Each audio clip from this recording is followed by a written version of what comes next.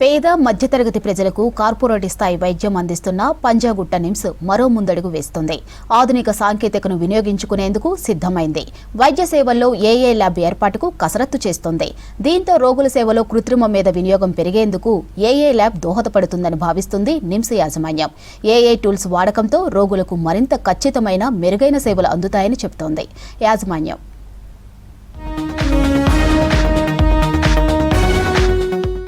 పంజాగుట్టలోని నిమ్స్ హాస్పిటల్లో AI lab అందుబాటులోకి రానుంది. అందుకు సంబంధించిన కసరత్తు ముమ్మరం చేసిందే నిమ్స్. ఆర్టిఫిషియల్ ఇంటెలిజెన్స్ ఏఐ సాయంతో రోగులకు బెటర్ సర్వీసెస్ ఇచ్చేందుకు బెంగళూరులోని Indian institute of science IISc సంస్థతో నిమ్స్ హాస్పిటల్ ఒప్పందం చేసుకుంది. ఇందుకు ప్రభుత్వం సైతం ₹1 కోటి వరకు సాయం అందించనుంది. ఆసుపత్రి వైద్యులు, సంస్థలతో ప్రతినిధులతో ఇటీవల నిమ్స్ లో ఉన్నత స్థాయి సమావేశం జరిగింది. వ్యాధులను వేగంగా గుర్తించేలా వైద్య పరిశోధనలకే పరిమితం కాకుండా ఏఐ ద్వారా క్లినికల్ అప్లికేషన్స్ రోగులకు నేరుగా అందించడమే లక్ష్యంగా ప్రత్యేక చర్యలు చేపడుతున్నారు.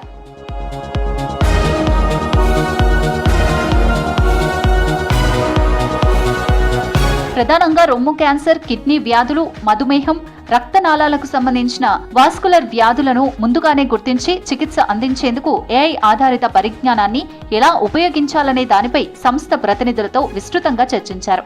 భవిష్యత్తులో సాంకేతికతతో అధునాతన పరిశోధనలు, ఆవిష్కరణలను సొంతంగా చేపట్టేందుకు వీలుగా ఆసుపత్రిలో ప్రత్యేకంగా ఓ ఏఐ ల్యాబ్ ఏర్పాటు చేయనున్నారు.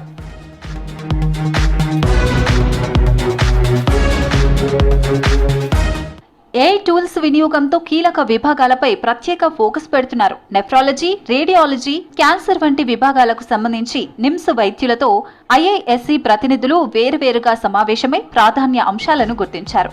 రోగులకు ఏ విధంగా ఉపయోగపడుతుందో వివరించారు.